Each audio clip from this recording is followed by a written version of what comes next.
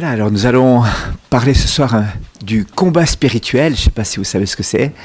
C'est une théorie très très abstraite, vous allez voir, qui ne concerne absolument pas nos vies existentielles, nos vies de tous les jours. C'est complètement déconnecté du réel, mais quand même ça peut servir de savoir un petit peu ce qu'il en est chez d'autres surtout, et de voir qu'il peut y avoir quelquefois des combats spirituels. Voilà, donc on va parler un petit peu de ça ce soir. Et c'est vrai que ce combat spirituel nous déconcerte, c'est vrai. Je lisais ce texte qui se trouve dans un centre de rééducation physique à New York. C'est un texte qui a été rédigé par un groupe de personnes handicapées. C'est gravé sur une plaque de bronze à l'intérieur de ce centre de rééducation physique.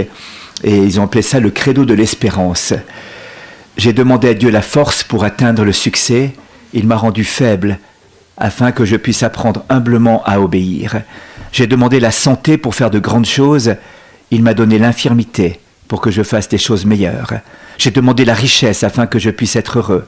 Il m'a donné la pauvreté afin que je puisse être sage. J'ai demandé le pouvoir pour compter sur l'appréciation des hommes. Il m'a donné la faiblesse afin que j'éprouve le besoin de Dieu. J'ai demandé un compagnon afin de ne pas vivre seul. Il m'a donné un cœur afin que je puisse aimer tous mes frères. J'ai demandé toutes les choses qui pourraient réjouir ma vie. J'ai reçu la vie afin que je puisse me réjouir de toutes choses. Je n'ai rien eu de ce que j'avais demandé, mais bien tout ce que j'avais espéré. Presque en dépit de moi-même, mes prières informulées ont été exaucées. Je suis parmi les hommes les plus richement comblés. Alors, il y a un petit travail pour arriver jusque-là, il y a un petit chemin, ça nécessite un certain parcours de vie, et c'est un petit peu cela dont j'aimerais vous parler ce soir. D'abord, pour situer le combat spirituel dans la situation assez paradoxale du chrétien.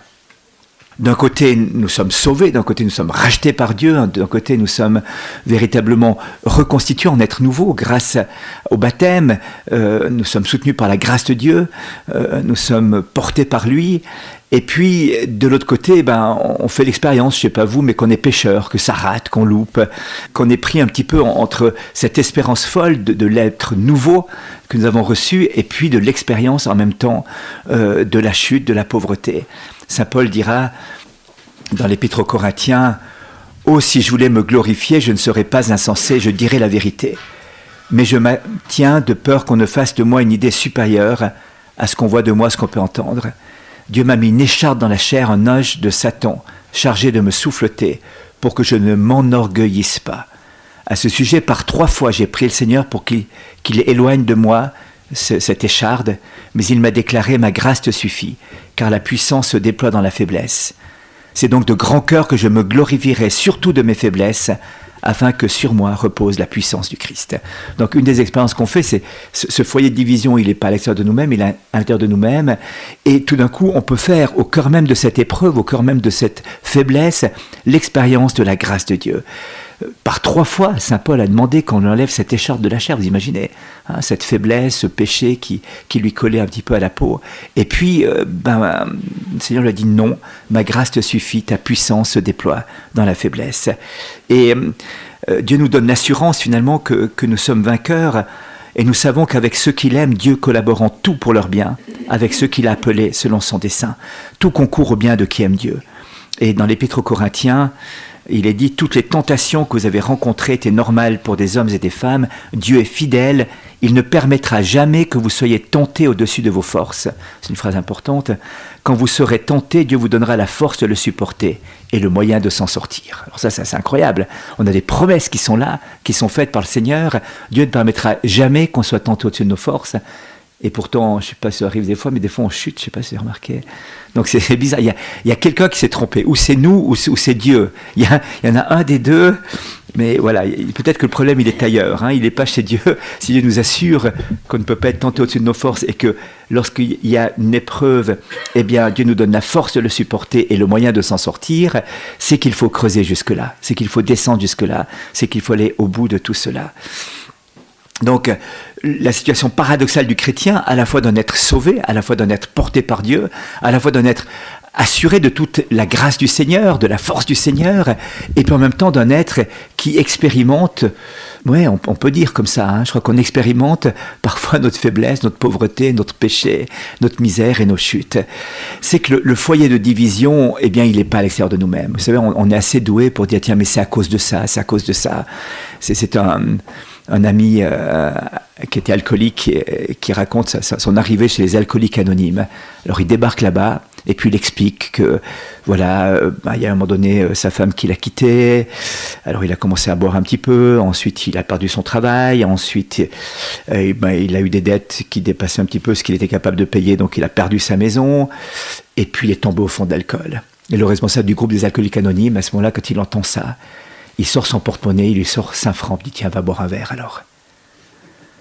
Puis il dit mais je suis pas là pour ça. Puis il dit écoute, non, quand tu me racontes l'histoire et quand tu m'expliques ce qui t'arrive, non, il te reste plus qu'une chose pour toi, c'est de boire. Il faut que tu continues à boire. Vu le drame que tu vis, il reste plus que ça comme solution. Puis alors il dit mais attends, mais c'est pas, enfin moi je suis pas venu ici pour ça, je suis pour m'en sortir. Il dit non mais comme tu présentes la chose, non c'est fini. Toi il faut que tu boives. Par contre, si tu es capable de dire qu'à un moment donné tu es responsable de la situation dans laquelle tu te trouves, et dire que bien sûr tu as vécu toutes ces circonstances, mais c'est quand même toi qui as acheté la bouteille, c'est quand même toi qui as bu. Hein, comme disait quelqu'un un jour, moi il a fallu d'un verre de bière pour que je sois complètement pété. Ah bon, dit l'autre, et comment? Ouais, c'était le 8e. Mais un seul il m'a pété. Alors c'est capable d'introduire ta responsabilité dans cette chaîne, alors là on peut travailler. Là tu as la bonne place pour qu'on puisse travailler. Mais si tu me décris comme une victime d'une suite de circonstances, alors dans ce cas-là c'est foutu, c'est vrai. Alors tu vas boire, il ne te reste plus qu'une chose à faire, c'est de boire.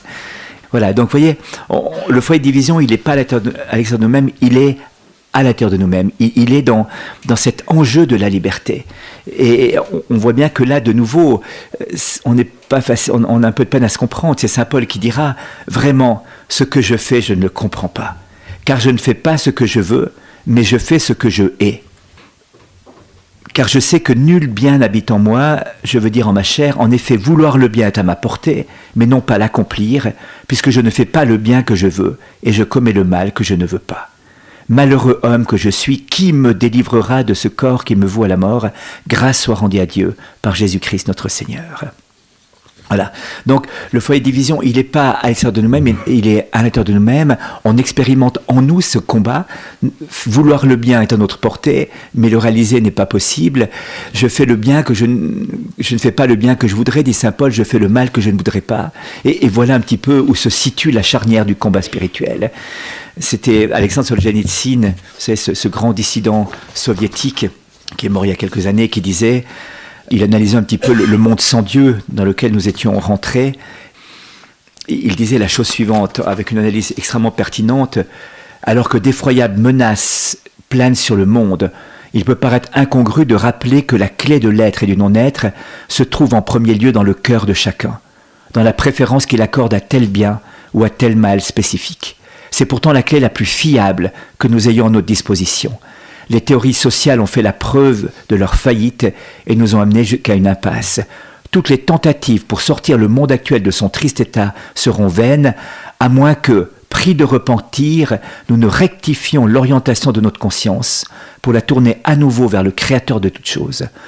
Le sens de la vie n'est pas dans la poursuite de la réussite matérielle, mais dans la quête d'un progrès spirituel, dans le mouvement qui nous porte vers un idéal plus élevé. La totalité de notre existence terrestre n'est qu'une étape transitoire, le premier barreau de l'échelle en quelque sorte. Les lois de la nature ne peuvent à elles seules ni rendre compte de la vie, ni lui donner un sens. En lieu et place des espoirs inconsidérés des 2 derniers siècles, nous ne pouvons que proposer la recherche persévérante de la chaleureuse main de Dieu, dont nous avons méprisé le secours avec tant d'outrecuidance et de témérité.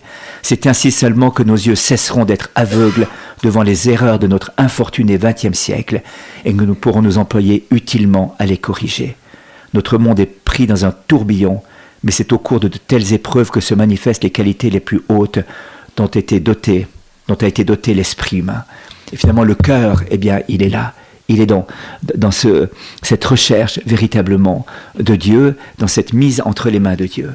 Le combat, il n'est pas à l'extérieur de nous-mêmes, je vous dis, il est à l'intérieur de nous-mêmes. Il y a en nous ces divisions. Je disais ça dans un livre un jour, il y a en nous le lion de l'orgueil et de la domination, le coq et le paon de la vanité, le chat de la flatterie, le renard de la fourberie, le serpent de l'envie, l'ours de la possessivité, la pie de la jactance, le singe de la moquerie, le rhinocéros de la brutalité, le pachyderme insensible, le lièvre peureux, le porc étalé dans son plaisir, le chien colérique, les mouches bourdonnantes des soucis, le ver rongeur de l'inquiétude. Il y a une sorte de ménagerie intérieure, vous voyez, qui nous habite, et on peut continuer, hein. Denis Diderot disait il y a l'homme loup, l'homme tigre, l'homme renard, l'homme taupe, l'homme pourceau, l'homme mouton, le plus commun, l'homme anguille aussi, qui cherche à vous plaire, l'homme brochet qui dévore tout, l'homme serpent qui se replie de différentes façons sur lui-même, l'homme ours l'homme aigle, l'homme corbeau, l'homme épervier, l'homme proie, enfin voilà. Donc il y a une certaine ménagerie en nous, voyez-vous, et comment régler un petit peu tous ces animaux, comment dompter tous ces animaux? Eh bien, il n'y en a qu'un qui est capable de le faire, c'est l'agneau de Dieu qui enlève le péché du monde. C'est un agneau qui viendra là au milieu de cette ménagerie, de ces loups, de ces singes, de ces rhinocéros. Et l'agneau de Dieu vient là au milieu pour établir son règne qui est paix, justice et joie dans l'Esprit Saint. Donc, il y a bien ce combat à l'intérieur de nous-mêmes, un combat que mène la chair contre l'esprit. Saint Paul en fait référence à plusieurs reprises. Aussi dans l'épître aux Galates, il va dire... On sait ce que produit la chair, non pas la chair dans le sens charnel du terme, mais ce qui est de l'ordre du péché. Fornication, impureté, débauche, idolâtrie, magie, haine, discorde, jalousie, emportement, dispute, dissension, scission, sentiment d'envie, orgie, ripaille. Voilà. Mais le fruit de l'Esprit Saint, dit-il, qui vient établir la paix du Seigneur en nous, c'est la charité, qui se décline en joie, paix, patience, serviabilité, bonté, confiance dans les autres, douceur, maîtrise de soi. Donc on a là déjà des premiers signes, voyez-vous. Quand on expérimente en nous les premiers signes de jalousie, discorde, impureté, emportement, dissension, scission, sentiment d'envie, ripaille et tout ça, on dit ça c'est pas de Dieu, voyez-vous. Il faut on peut être un grand clinicien ou un grand diagnosticien pour savoir que, voilà, pour repérer un petit peu ces signes en nous. Et de l'autre côté, eh bien, l'unique fruit de l'Esprit Saint, c'est la charité. Il n'y a qu'un fruit, mais qui se décline en joie, en paix, en patience, en serviabilité, en bonté, confiance dans les autres, douceur, maîtrise de soi. Voilà, donc on a une première clé qui nous est donnée pour discerner ce qui vient de Dieu et de ce qui ne vient pas de Dieu, à partir des fruits que l'on a. N'importe quelle personne comprend très bien que s'il a été acheté au magasin un pommier, un magnifique pommier, et tout d'un coup pousse sur ce pommier des poires. Il va pousser des poires. Alors il dit c'est incroyable, on a fait des trucs avec la génétique, c'est bouleversant. Vous achetez un pommier au magasin, et il y a des poires qui poussent dessus. Alors c'est fantastique. Il y a quelqu'un qui vient et dit écoute, je ne voudrais pas être méchant, mais en fait t'as tes pigeons peut-être. On t'a refilé un poirier à la place. Ah non, c'est pas possible, c'était marqué pommier sur l'étiquette. C'est vrai, mais comme il pousse des poires dessus, peut-être c'est quand même un poirier qui porte des poires. Ah non, je te jure, c'est marqué pommier. J'ai regardé l'étiquette, tu vois, pour pas me tromper. Boscop, c'est marqué dessus. Des bonnes poires. Ouais, mais comme il pousse des poires, moi je serais plutôt d'avis que c'est un poirier. Ah non, la génétique fait des choses extraordinaires. Tu sais, on a été capable de changer la nature d'un pommier, de sorte qu'un pommier porte des poires. D'accord, bon, si tu veux t'entêter, tu peux, hein, mais peut-être que tu pourrais essayer de changer de perspective et de dire que si c'est des poires qui poussent, tu as tes pigeons quelque part. Mais c'est pas grave, hein, ça arrive à tout le monde d'être pigeon une fois, mais enfin, tu peux aller réclamer éventuellement au magasin. Il se trouve qu'on t'a vendu un poirier pour un pommier. Peut-être pas méchamment d'ailleurs, mais voilà. À partir des fruits, de remonter à la source, à l'arbre. Et ça, je crois que c'est un travail qu'il faut faire en toute humilité, en toute honnêteté. Mais quel est le fruit que je goûte aujourd'hui? Et donc, quel est l'arbre qui produit ce fruit? Alors, dans ce combat spirituel, il y a plusieurs éléments. Je l'ai dit, d'abord, il est à l'intérieur de nous-mêmes que ce combat se trouve. C'est à l'intérieur de nous-mêmes qu'il y a ce foyer de division, à l'intérieur de nos cœurs, qu'on va trouver cette ménagerie, ces passions. Et donc, le premier combat, c'est pas contre quelqu'un à l'extérieur, c'est contre nous-mêmes qu'il va falloir se battre, c'est établir ce règne de Dieu par l'agneau de Dieu, comme je disais tout à l'heure, et donc je ne pourrai jamais me départir de ma responsabilité. Je ne pourrai jamais dire, mais finalement, je suis que victime, voyez-vous. On a parlé de ça, ce sera notre enseignement, mais sur le règne de la culpabilité, la grande idée de Nietzsche et de Freud était d'éradiquer le sens de la culpabilité, mais jusqu'à la racine même, c'est-à-dire au sens du bien et du mal dans le cœur de l'homme, de sorte que, ayant éliminé complètement, ayant voulu éliminer l'idée de culpabilité, ça élimine aussi totalement l'idée de responsabilité. Il ne reste plus que la victime. Mais comme je suis victime de quelqu'un d'autre qui sera coupable à ma place, c'est sûr. Et donc de présenter le monde uniquement sous l'angle de la victime fait que finalement, il y a une violence généralisée qui va se déchaîner. Il y a une sorte d'agressivité qui va être là, et une volonté de vengeance perpétuelle, parce que si je suis victime de quelqu'un qui m'a agressé. Et donc tous les autres seront coupables sauf moi.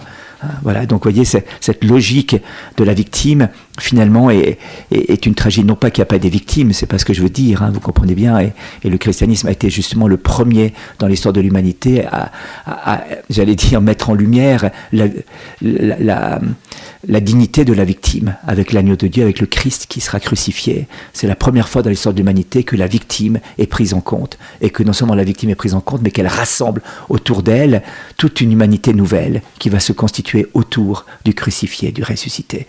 C'est René Girard qui a mis ça en lumière de manière admirable, le renversement de l'histoire des hommes par le Christ victime qui sauve l'humanité, alors que la victime habituellement était rejetée. Mais cela dit, en renversant, en victimisant tout le monde, on a une tragédie. Donc assumer sa responsabilité de ce combat intérieur.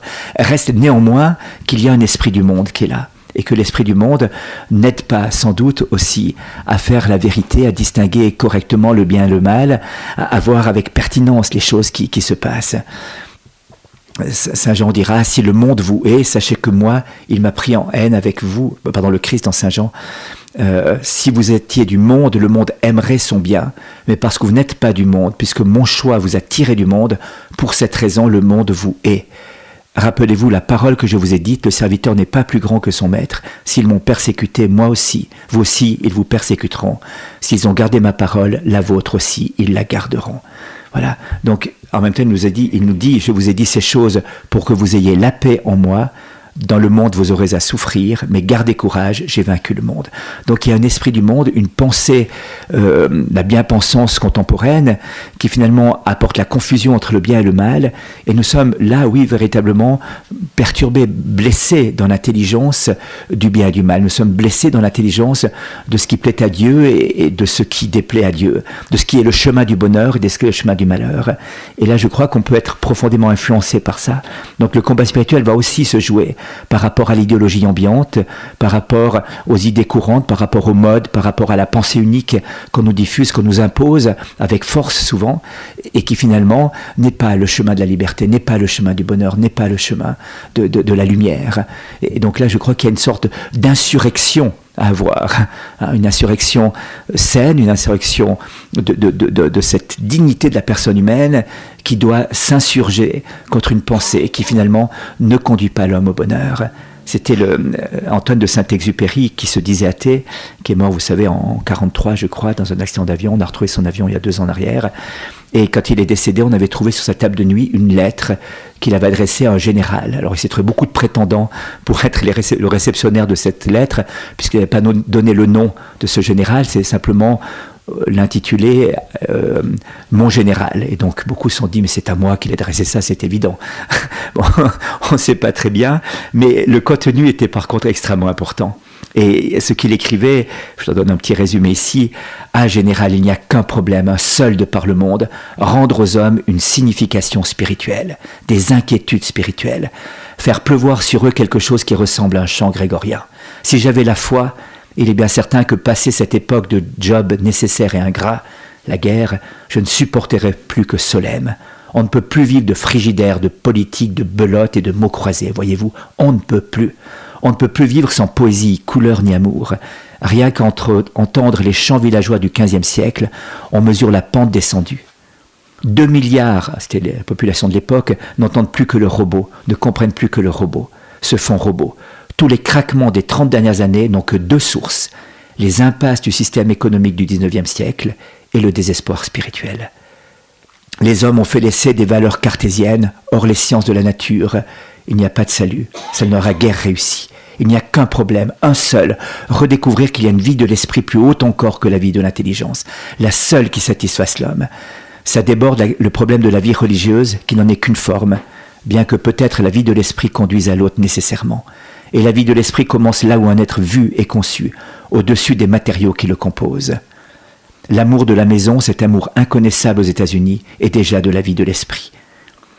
Il faut absolument, dit-il, parler aux hommes. À quoi servirait-il de gagner la guerre si nous en avions pour 100 ans de crise d'épilepsie révolutionnaire ? Quand la question allemande, et ça c'est impressionnant, hein, quand la question allemande sera enfin réglée, tous les problèmes véritables commenceront à se poser.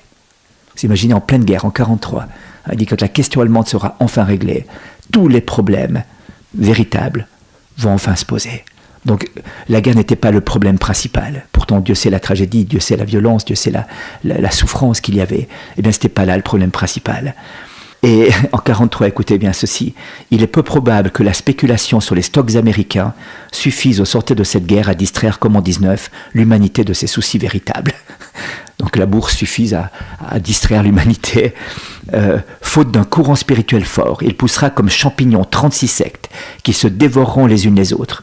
Le marxisme lui-même, trop vieillot, se décompose en une multitude de néo-marxismes contradictoires. Il faut parler aux hommes parce qu'ils sont prêts à se rallier à n'importe quoi. 43. Alors, une fois la guerre terminée, alors se posera le problème fondamental qui est celui de notre temps, qui est celui du sens de l'homme. Il n'est point proposé de réponse, et j'ai l'impression de marcher vers les temps les plus noirs du monde. C'est quand même quelque chose, hein ? En pleine guerre, en pleine violence, en pleine déchirure, où l'Europe et le monde est à feu à sang, il vient dire que le problème n'est pas la guerre, ou que le problème est plus profond que la guerre n'est qu'un épiphénomène d'une tragédie bien plus profonde, qui est le fait qu'on ait perdu le sens des valeurs spirituelles, le sens de la personne humaine, et l'impression qu'il a eu de marcher vers les temps les plus noirs du monde, eh bien finalement n'était pas si éloigné de ça que la réalité. Le combat spirituel, donc, voyez-vous, est aussi un combat contre l'esprit du monde, une sorte de courage d'affirmer un monde qui ne passe pas dans le monde qui passe, d'affirmer des valeurs spirituelles, de chercher au-delà de ce monde qui des apparences, du matériel, les seules réalités qui peuvent fonder le cœur de l'homme. Et c'est vrai que c'est pas facile. Il y a beaucoup d'obstacles. Je lisais ce petit texte qui est assez parabolique. C'est Dieu qui dit à Noé, écoute, dans 6 mois, je vais faire tomber la pluie sur la terre. Il faut absolument que tu fasses un arche de Noé, l'arche, et que tu sauves l'humanité comme ça. Alors Noé dit d'accord, en tremblant de peur. Dans 6 mois, il va commencer à pleuvoir, répète Dieu. Il faudrait mieux que tu aies terminé mon arche, ou alors il faut que tu apprennes à nager. Donc 6 mois plus tard, le ciel devient noir, on entend les éclairs, les tonnerres qui sont là, et Dieu qui dit « Noé, où en est mon arche ?» Tout d'un coup, un énorme éclair s'abat tout près de Noé. « Dieu, je t'en prie, pardonne-moi, pleurnicha Noé. J'ai fait mon possible, mais j'ai eu de gros problèmes. L'arche n'est pas finie. » Alors Dieu dit, mais c'est pas possible, comment t'as fait ? Premièrement, il a fallu que j'obtienne un permis de construire pour le projet de construction de l'arche, et comme vos plans n'étaient pas conformes au code, j'ai dû engager un ingénieur pour redessiner les plans. Deuxièmement, il y a une longue discussion de savoir s'il fallait ou non installer un système d'aspersion en cas d'incendie sur l'arche. Troisièmement, mon voisin s'est opposé à mon projet, alléguant que je violais les oies sur les zones constructibles. En bâtissant mon arche sur mon propre terrain, j'ai obtenu une approbation de changement de zone par la commission d'urbanisme de la ville. Quatrièmement, j'ai eu bien du mal à trouver tout le bois nécessaire pour la construction de l'arche, car il y a eu des restrictions de coupe de bois. Il a donc fallu que je convainque le ministère de l'Environnement que j'avais besoin de ce bois, justement pour sauver les hiboux. De plus, ils n'ont pas voulu me laisser attraper un couple de hiboux, alors pas de hiboux sur l'arche. Cinquièmement, les menuisiers ont formé un syndicat et ont fait grève. J'ai dû négocier les conditions de travail avant qu'ils acceptent d'utiliser leurs scies et leurs marteaux. Maintenant, nous avons 16 menuisiers sur le bateau, mais nous n'avons pas encore de hiboux. Sixièmement, j'ai commencé à capturer les animaux, mais un groupe écologiste de protection des animaux m'est tombé dessus. Il s'opposait au fait que je capture seulement 2 animaux de chaque espèce. Après un long moment, j'ai fini par m'en débarrasser. Septièmement, au moment où tout semblait rentrer dans l'ordre, j'ai reçu la note du ministère de l'Environnement disant que je ne pouvais pas construire l'arche tant que je n'aurais pas rempli un formulaire gouvernemental à propos de l'inondation prévue. Ils ne furent pas très réceptifs au projet, disant que l'on ne pouvait pas prévoir le comportement de Dame Nature. Huitièmement, des ingénieurs vinrent me demander une carte détaillée des endroits où pouvait se produire l'inondation. J'ai répondu que c'était le globe terrestre, ça leur a pas suffi. Maintenant, j'essaie de résoudre les plaintes déposées par le ministère de l'Emploi et de l'Immigration concernant le nombre d'employés des minorités ethniques que j'étais supposé engager. Alors, je ne crois pas pouvoir terminer mon arche avant 5 ans. Soudainement, le ciel redevint tout clair, bleu, le soleil se mit à briller, un arc-en-ciel apparut dans le ciel. Et Noé regarda le ciel et sourit. « Dieu, veux-tu me faire comprendre que tu ne détruiras pas la terre ?» demanda Noé plein d'espoir. « Non, répondit Dieu, vous vous chargez bien vous-même. » Voilà. Donc le combat spirituel dans l'esprit du monde, voyez-vous, qui peut être un esprit de division et de perturbation, d'obscurcissement de l'intelligence. Et puis il y a un combat spirituel contre le malin, le diviseur, le menteur, celui qui s'appelle Satan. Ah oui, hein.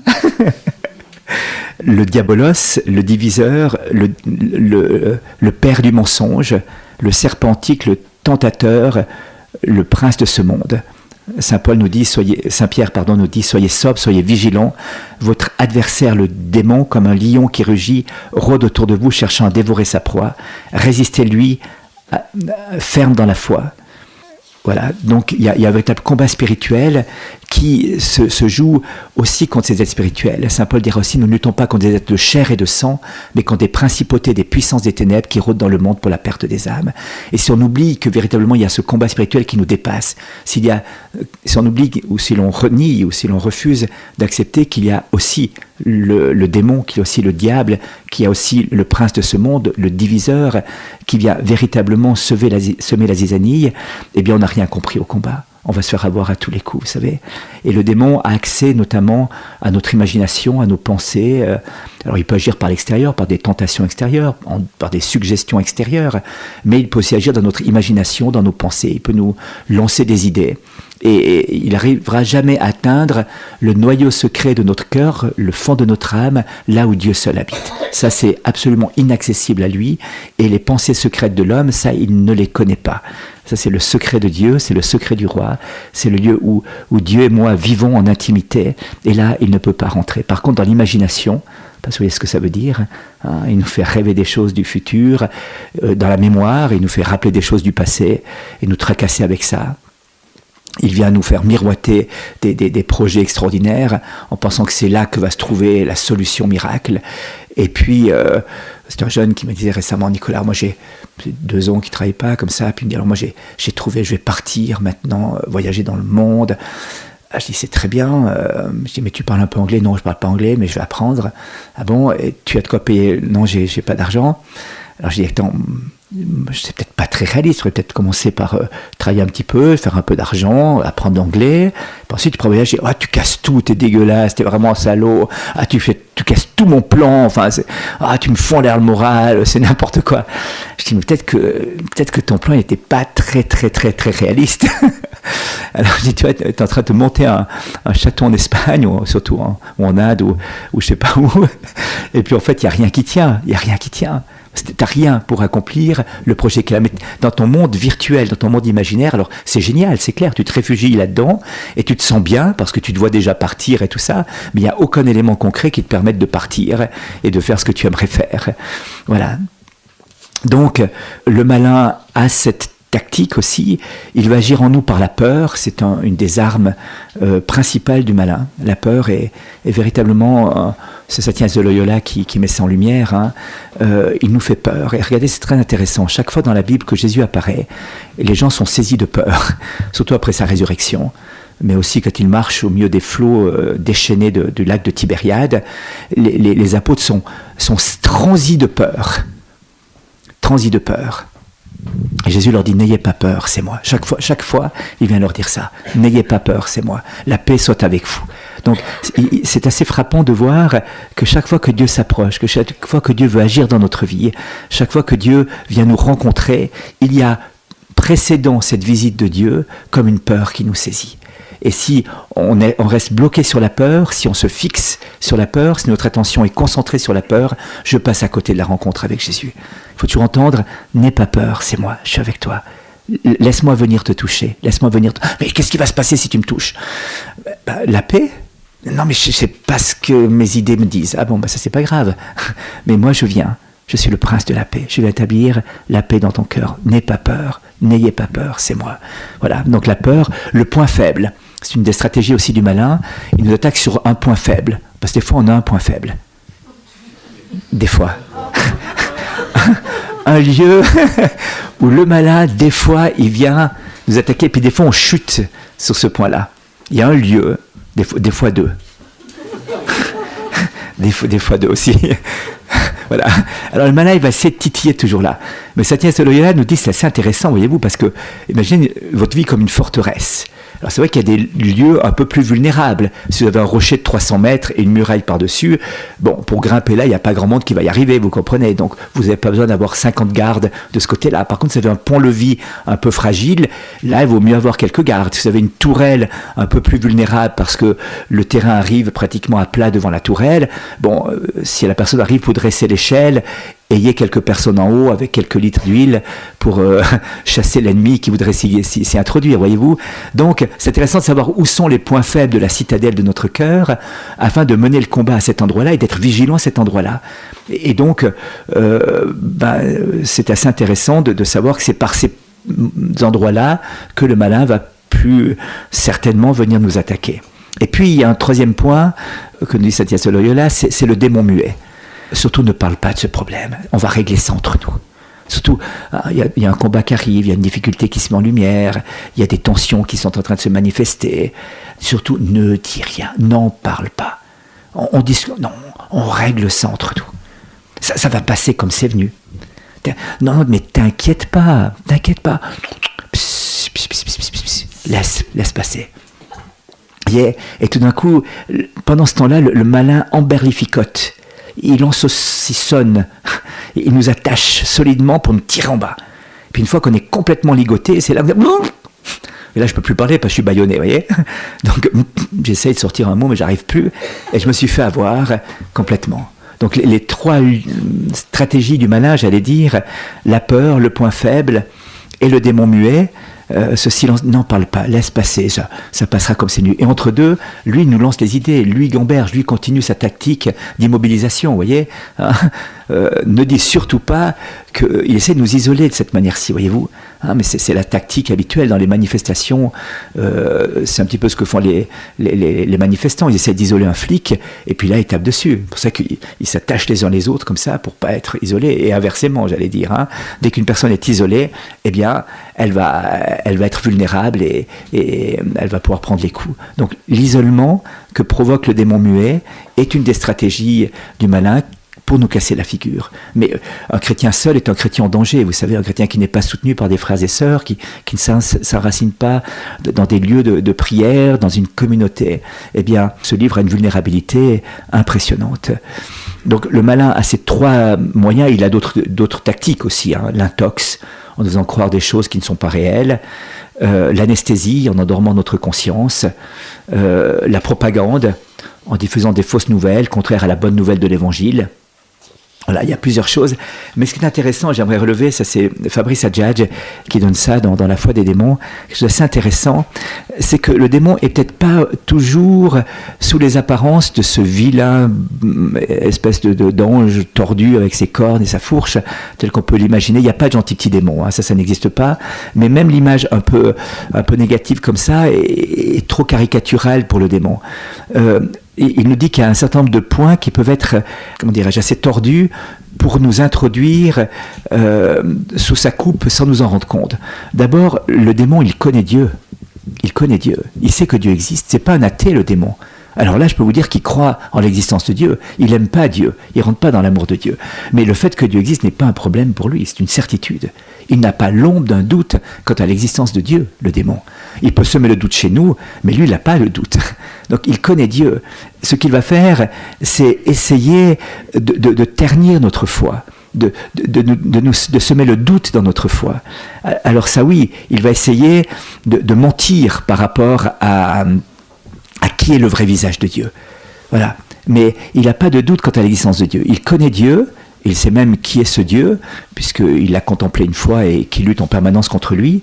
Mais donc, voyez-vous, il va jouer là-dessus.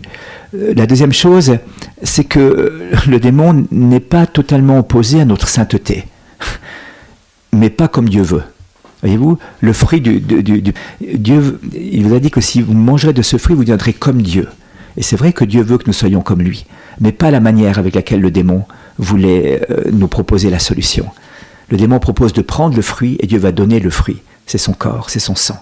Voyez-vous, c'est radicalement différent. Donc, on raconte chez les Pères du désert cette histoire d'un démon, enfin de Lucifer, qui rassemble un petit peu ses compagnons de combat, et puis qui leur demande un petit peu de dire ce qu'ils ont fait dans le dernier bilan d'activité durant le dernier mois. Alors, un dit qu'il a suscité une guerre là-bas, des divisions dans des couples et des familles, que c'est la catastrophe totale. L'autre, il a créé des tremblements de terre, des tempêtes où des gens sont morts. Enfin, chacun va de sa petite théorie. Puis un dit, moi j'ai dit aux gens, convertissez-vous, croyez à l'évangile, revenez à Dieu de tout votre cœur, adorez le Seigneur, mettez-vous à genoux devant lui. Et Lucifer se fâche, se dresse en disant, mais c'est pas possible, il y a un traître parmi nous, dire des choses pareilles aux hommes, quelle catastrophe, mais c'est incroyable. Alors il appelle ses sbires pour essayer de s'emparer de ce démon, et il lui dit, non, attendez, laisse-moi terminer. J'ai dit, mais commencez demain. Commencez demain. Alors on raconte que Lucifer a enlevé sa couronne, il l'a mis sur la tête. Vous voyez, hein, la petite stratégie, il est plus subtil que ce qu'on croit, voyez-vous. Hein, mais commencez demain. Surtout pas tout de suite, mais sois saint, fais tout le bien, vas-y, mais demain. Parce qu'il y aura toujours un demain d'aujourd'hui, vous voyez. Donc ça, c'est une stratégie. Il veut la sainteté, mais pas comme Dieu veut nous la donner, par sa grâce, mais c'est à la force du poignet, et peut-être la différer à demain. Il n'est pas contre le fait que nous soyons heureux, voyez-vous, parce qu'il sait bien que Dieu inscrit cet appel au fond de notre cœur au bonheur, mais le bonheur pour l'homme, c'est dans la radicale dépendance à l'égard de Dieu. Or, pour Satan, le bonheur, c'est dans l'autonomie totale de l'homme. Tu seras heureux, mais tout seul. Tu vas faire tout seul ton bonheur. C'est tes idées, c'est toi qui vas construire ton bonheur. C'est toi qui vas définir ce qui te rendra heureux de ce qui te rendra malheureux. Et là, je vais t'aider un petit peu, dit le malin. Pas de souci.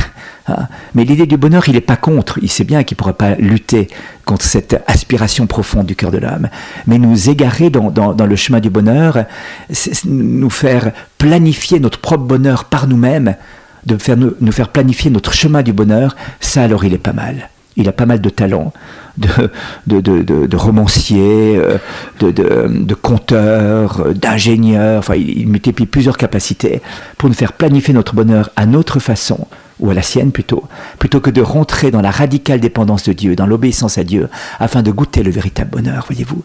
Hein, et donc, voyez-vous, il est très subtil, c'est pas le gros méchant qui a avec ses gros pieds en faisant faire n'importe quelle bêtise, c'est plus subtil que ça, voyez-vous. Hein. Il souhaite aussi, le malin, que nous comprenions Dieu. Ah oui, il aimerait bien qu'on comprenne Dieu, dans les limites de la raison, surtout pas dans l'acte de foi. Qu'on ait un Dieu compréhensible, qu'on puisse saisir tout le mystère de Dieu, qu'on puisse vraiment comprendre qui est Dieu. Là, j'ai fait le tour de Dieu, je vois bien, mais je suis intelligent, c'est évident, parce que j'ai une intelligence supérieure, donc je peux rien. Mais là, je peux dire que j'ai saisi qui est Dieu. Là, j'ai vu, j'ai fait le tour de Dieu, voyez-vous. Hein, donc il va nous aider à chercher, à creuser, à travailler, mais surtout à limiter Dieu dans les limites de la raison.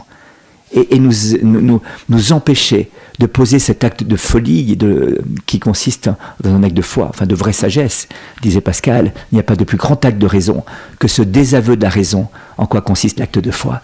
Donc un Dieu réduit dans les limites de la raison.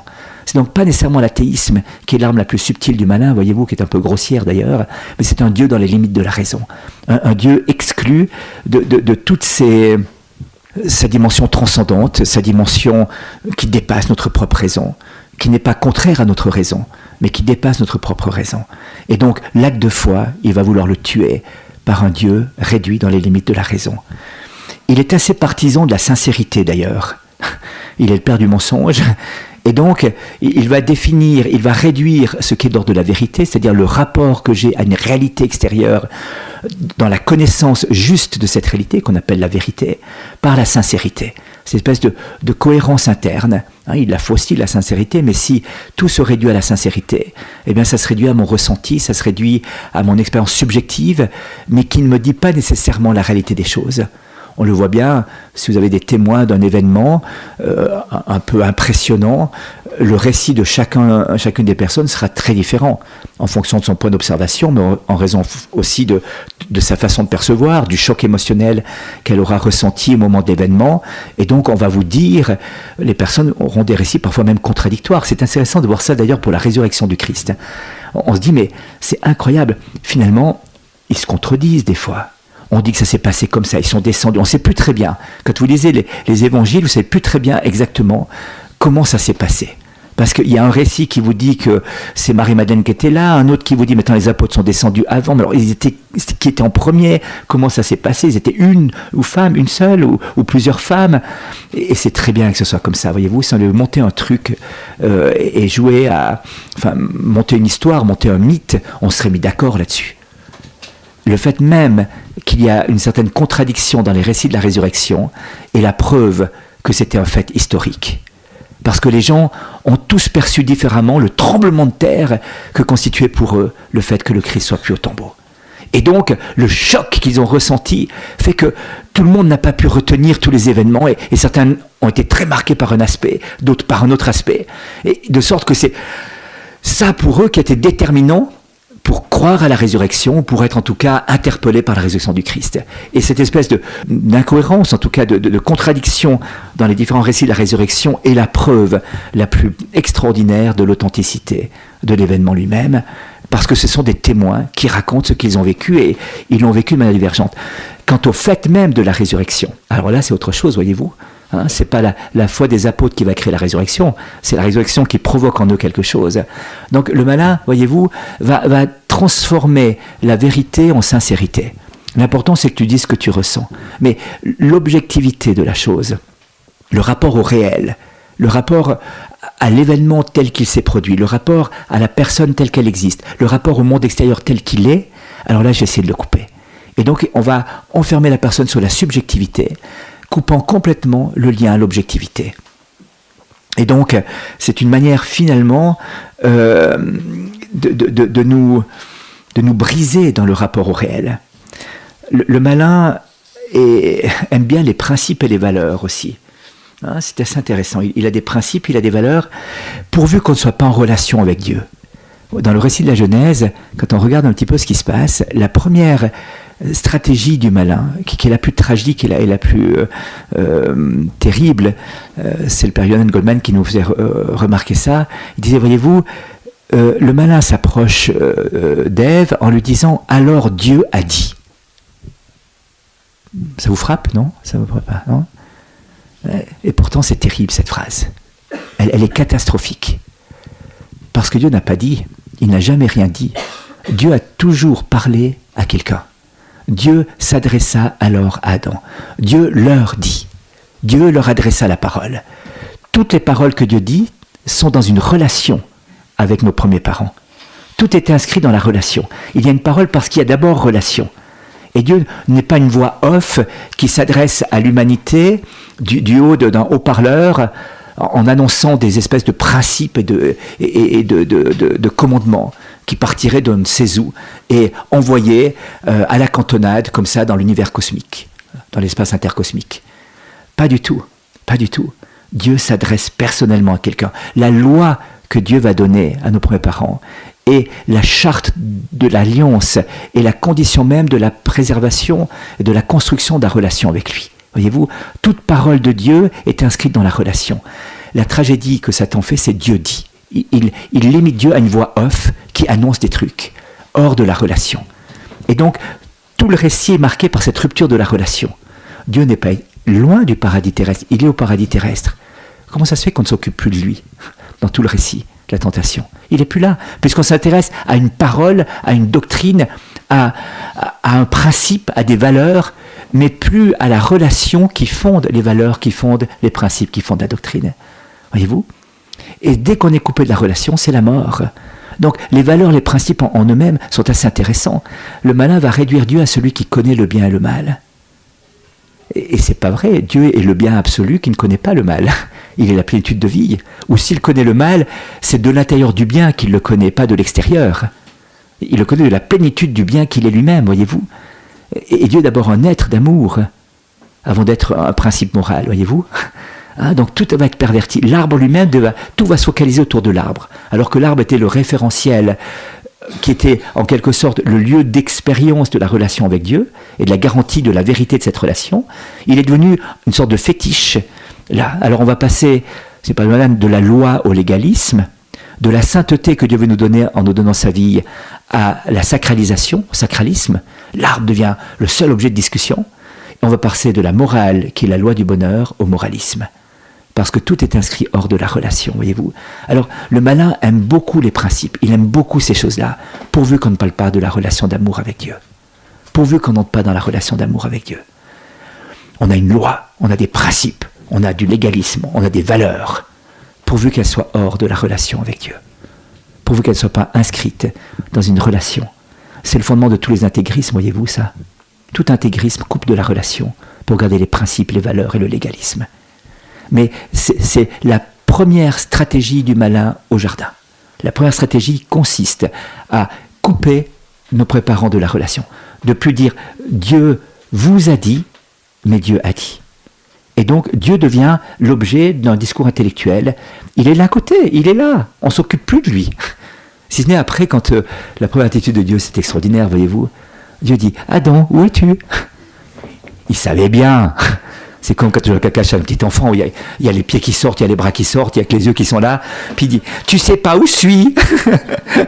Mais si, je sais bien, je vois bien. Mais où est-ce qu'il est caché ? Je suis là.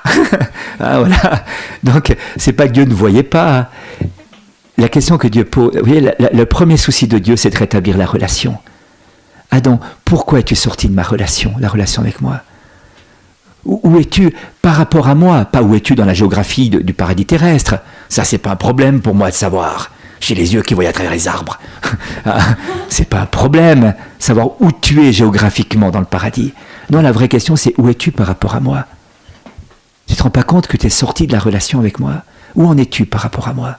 Qu'est-ce que tu fais ? T'en es où ? T'en es où dans la relation avec moi ? Ça, c'est la vraie question. Et là, il dit, mais je me suis séparé de toi, je suis sorti de l'amour. Voilà. Ça, c'est la vraie tragédie, voyez-vous, de l'homme. La vraie tragédie de l'homme. Alors, le malin sait bien que c'est là qu'il va pouvoir nous avoir. Et donc, voyez-vous, méfions-nous quand même des principes et des valeurs. Hein, on parle souvent des valeurs chrétiennes, mais on parle aussi d'un légalisme, parfois d'une loi. Attention, il y a des commandements, il faut suivre ça. Oui, mais si c'est hors de la relation avec Dieu, ça n'a plus de sens, voyez-vous. La puissance, la loi qui est la garantie de la relation, de la perdurance, de la beauté, de la splendeur, de l'intimité d'alliance entre l'homme et Dieu, devient du légalisme, puisqu'il est coupé, situé hors de la relation. Et Dieu ne cessera pas de nous dire à ce moment-là, mais où es-tu, Adam ? Qu'as-tu fait de la relation avec moi ? Pourquoi as-tu sorti de cette relation une parole que je t'avais dite à toi ? Je t'ai parlé à toi, je n'ai pas parlé off, j'ai parlé à toi. Et je t'ai dit une parole afin que tu vives et que ta vie soit là en abondance. Voilà, donc, vous voyez, c'est une stratégie très très subtile. Hein. Donc, il n'est pas aussi grossier qu'on imagine. Il est très fin. Mais il tord tout. Il met tout de travers. Et il faut une certaine subtilité intellectuelle, une certaine lumière pour décerner cela. Alors, quels vont être les principaux moyens du combat spirituel ? Puisqu'il faut quand même s'en sortir, cette histoire-là, vous comprenez ? C'est quand même assez intéressant, c'est bon de savoir, il faut faire une description des lieux, l'état de la situation, ça c'est important, mais ensuite il va falloir s'en sortir. Eh bien sûr, le premier moyen, c'est la relation à Dieu, c'est l'intimité avec Dieu. Or, cette relation se fonde dans la prière, dans le cœur à cœur avec lui. Si c'est bien là que se situe l'enjeu central du combat. C'est l'histoire du petit chaperon rouge. Quand la grand-maman n'est pas là, il y a le grand méchant loup qui vient, vous voyez. Si Dieu occupe la place, eh bien, l'autre, il peut pas venir. Le Christ est Seigneur et vainqueur. Si mon cœur est occupé par Dieu, il n'y a pas de problème. Saint Ignace de Loyola qui dit ça, voyez-vous, quand on s'est éloigné de Dieu, le démon, comme un serpent lové dans un coin de la pièce, occupe la place. Et il n'a pas de raison de se fatiguer, à se déranger, à s'exciter, à sauter, à crier, à cracher. Il roupille, de toute façon, c'est chez lui. Dès qu'on lui dit, écoute, c'est pas chez toi, tu dégages. C'est pas ton squat, t'as pas le droit de rester là. Alors là, il n'est pas très content. Là, il commence à s'exciter. Là, il commence à mordre. Là, il commence à piquer. Hein, parce qu'on dit, non, c'est chez moi ici. Non, t'es squatteur. Ah non, c'est pas chez toi. T'es pas le proprio là. Hein, proprio, c'est le bon Dieu.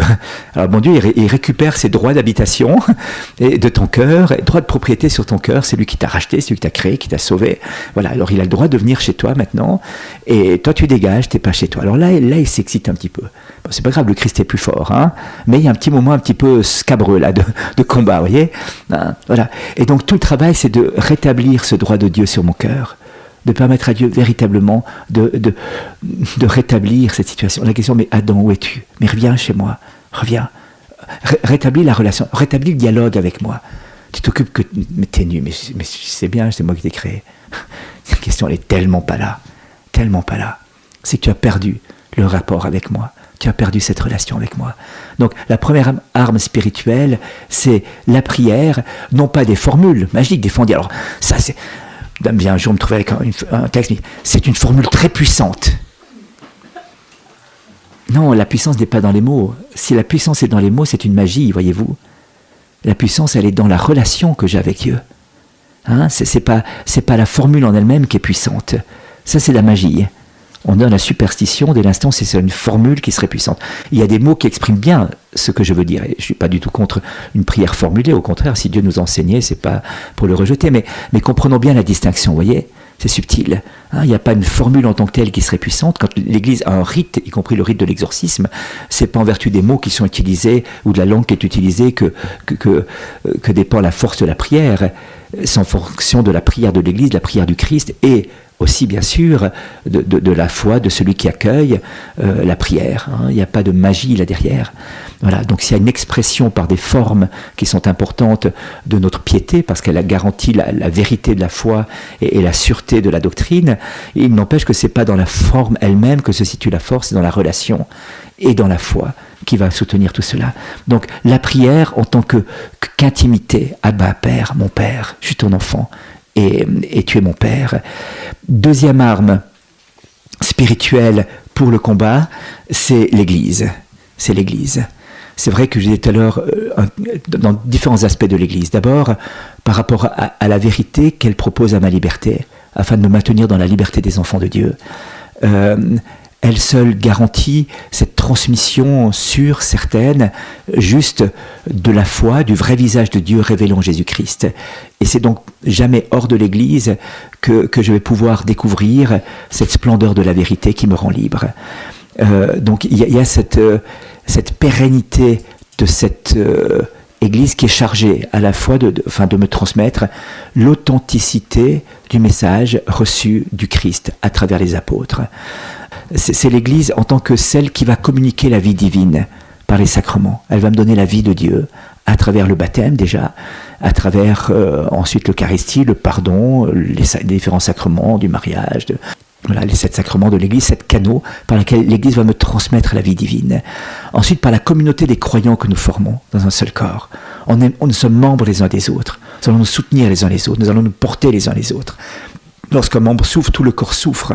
Hein, et comme dit saint Paul, le petit orteil ne peut pas dire à l'œil dégage, moi j'ai pas besoin de toi. Parce que le prochain trottoir, c'est lui qui se le prend dans l'orteil, vous voyez. Et là, il va comprendre que s'il avait dire l'œil, tu peux revenir s'il te plaît, parce que quand tu bosses pas, c'est moi qui ai mal. Voyez.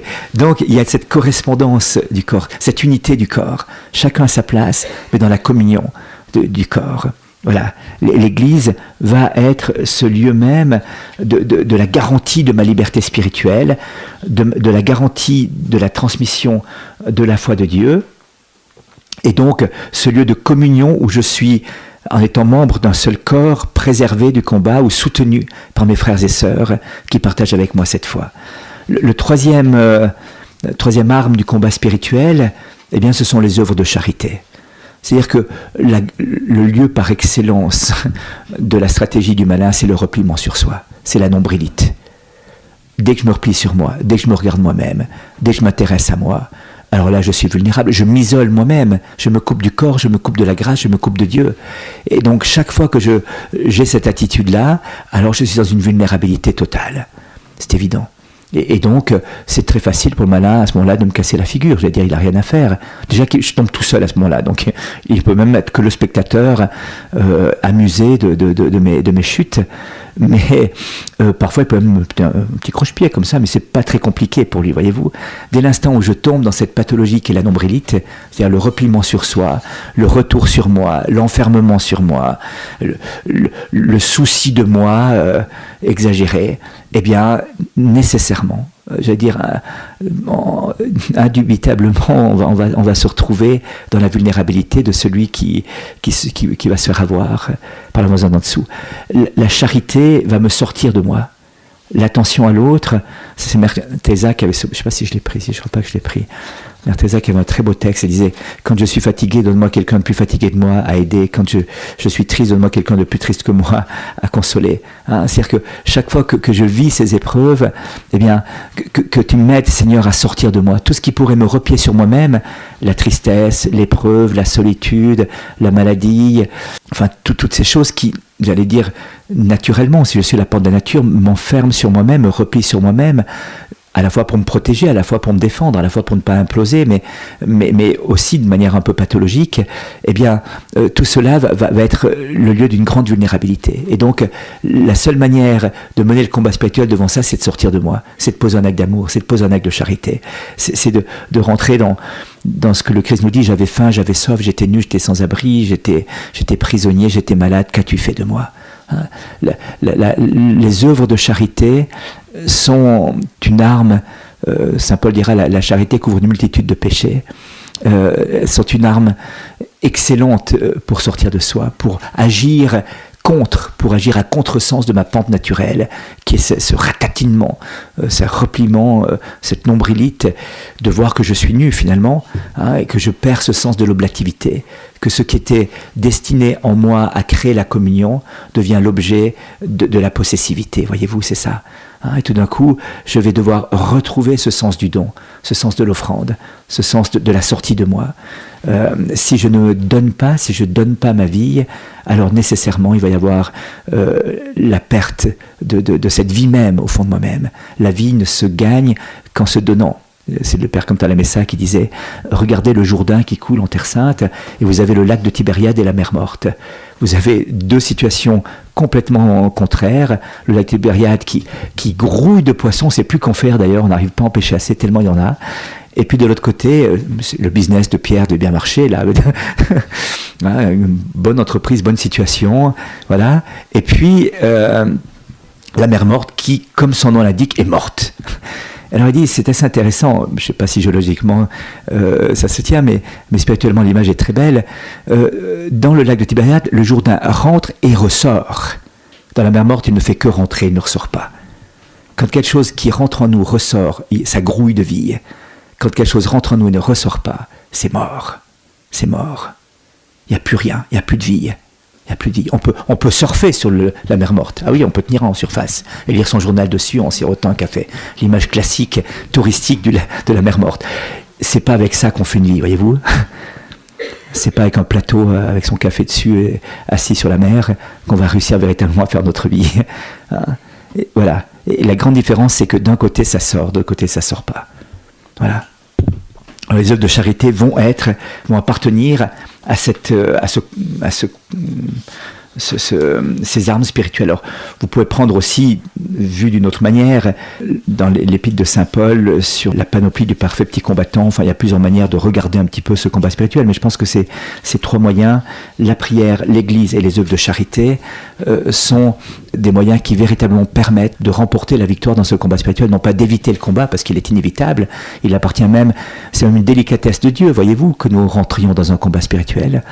Si on était là sans combat spirituel, on serait finalement un petit peu larvé, on serait anesthésié, on serait parfois impassible et on ne réagirait pas. D'autres paresses naturelles nous laisseraient dans une torpeur, alors que quand le combat est là, ça y est, on se réveille. Hein, quand on est titillé comme ça, ouah, c'est génial, ok, on se lève. On y va. Vous voyez, l'aiguillon de l'écharpe dans la chair, ça pique un petit peu, mais ça réveille. Hein? Ah, t'es d'accord, Emmanuel? Voilà. Donc, elle acquiesce. Hein? Typique comme ça réveille assez. Hein? J'ai fait l'expérience, moi je conduis souvent de nuit. Alors, si je suis dans la voiture, un peu confortable comme ça, avec la chaleur, tranquille, si je sors par -10, habituellement je conduis mieux après. J'ai moins de problèmes de sommeil. Dans la deuxième étape, il faut juste sortir. Alors ça, c'est juste, vous ouvrez la portière, vous mettez le petit doigt dehors, vous dites, ouh, on est bien dedans. Mais c'est quand on sort, qu'on se lève et qu'on fait un peu d'exercice, à ce moment-là, on se dit, ah, tiens. Et après, c'est reparti pour 2 heures, sans problème. Voilà. Donc, vous voyez, le fait d'avoir le combat spirituel, il ne faudrait pas dire, tiens, préserve-nous de tout combat. Préserve-nous de tomber. Et, vous voyez, dans le Notre Père, Jésus ne nous demande pas de prier, éloigne de nous toute tentation et tout combat. Il dit, fais que nous ne tombions pas dans la tentation.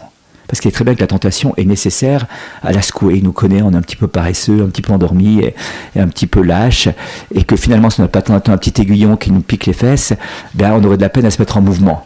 Donc, le Seigneur permet que de temps en temps nous soyons titillés par le combat afin de nous réveiller et que nous remportions la victoire, voyez-vous. On dit, mais il me soumet à l'épreuve. Non, Dieu ne me soumet pas à l'épreuve, il me donne l'occasion de prouver ma foi. Voyez-vous, on dit que, alors Dieu éprouva Abraham et lui dit, sacrifie ton fils. Il faut bien comprendre ce texte. Dieu n'éprouve pas avec un plaisir sadique les hommes en disant, tiens, je vais voir comment il va se comporter, est-ce qu'il va se casser la figure ou pas. C'est pas ça l'attitude de Dieu, c'est pas le Dieu de Jésus-Christ, ce Dieu-là. C'est une idole, c'est pas le Dieu de Jésus-Christ. Non, Dieu donne à Abraham l'occasion de prouver sa foi. C'est tout différent. Il éprouve, c'est-à-dire, il lui permet de sortir la preuve de sa foi. C'est ça, hein, c'est tout différent. Et l'occasion est assez concrète, assez charnelle, assez forte. Sacrifier son fils, c'est quand même quelque chose. Et Abraham eut assez de foi pour croire que Dieu était capable de ressusciter même les morts. C'est ça la réponse. Et Abraham eut assez de foi pour croire que Dieu était capable même de ressusciter les morts. Voyez-vous, Dieu fait sortir, pousse Abraham dans les derniers retranchements de sa foi, qui consiste à croire jusqu'au bout que Dieu est capable de ressusciter même les morts. Quand Job est éprouvé, et donc il appelait à manifester sa foi, après tous les discours de ses amis qui sont là, qui disent n'importe quoi, et que Dieu vient lui-même l'interroger en disant, essaie de comprendre quelque chose. Et à la fin, Job dit cette parole extraordinaire, eh bien moi je sais que mon Rédempteur est vivant, qu'il se tient debout, et qu'un jour je serai debout et je le verrai moi face à face. Cet acte sublime de foi de Job est absolument prodigieux, alors que tout s'est écroulé autour de lui. Il reste cette certitude qu'il est debout, qu'il n'est pas écrasé, mais que son Rédempteur est vivant. Et qu'il peut compter sur lui, voyez-vous. Ça, c'est prodigieux. Donc, l'épreuve, ne la comprenons pas à la manière d'une pleure de banane jetée sur notre route pour nous casser la figure. Comprenons-la véritablement comme l'occasion privilégiée qui nous est accordée par Dieu de manifester notre foi, puisque, comme on le disait au départ, Dieu ne permettra jamais qu'on soit éprouvé au-delà de nos forces, mais à chaque épreuve, il donnera la force de la surmonter. Et donc, tout le travail du combat spirituel ne consiste pas à fixer notre regard sur l'épreuve, mais à fixer notre regard sur le Christ qui donne la force de remporter la victoire. Amen.